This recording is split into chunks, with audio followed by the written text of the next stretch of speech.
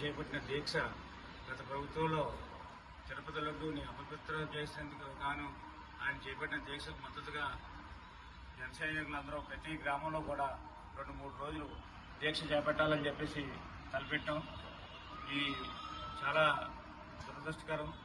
ఇలాంటి పవిత్రతని దెబ్బతీసే గత ప్రభుత్వం చాలా అరాచకాలు, తిరుపతి లడ్డూలలో జంతువులు కొవ్వుతో లడ్డూ తయారు చేయడంలో చాలా దురదృష్టకరమైన విషయం. ఇది తీవ్రంగా ఖండిస్తున్నాం. అలాగే అయోధ్యలో కూడా ఈ లడ్డూలు పంపి అక్కడ కూడా అపవిత్రం చేశారు.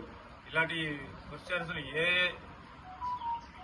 ఏ మతంలో వచ్చినా, మసీదులో అయినా ఇలాంటి అరాచకాలు జరిగినా, చర్చిలో అయినా ఇలాంటి అరాచకాలు జరిగినా ఇలాగే స్పందిస్తాం.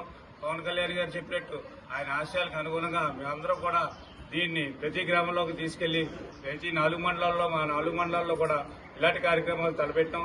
ప్రతి 4 మండలంలో మండల ప్రెసిడెంట్లు అక్కడ చేస్తున్నారు.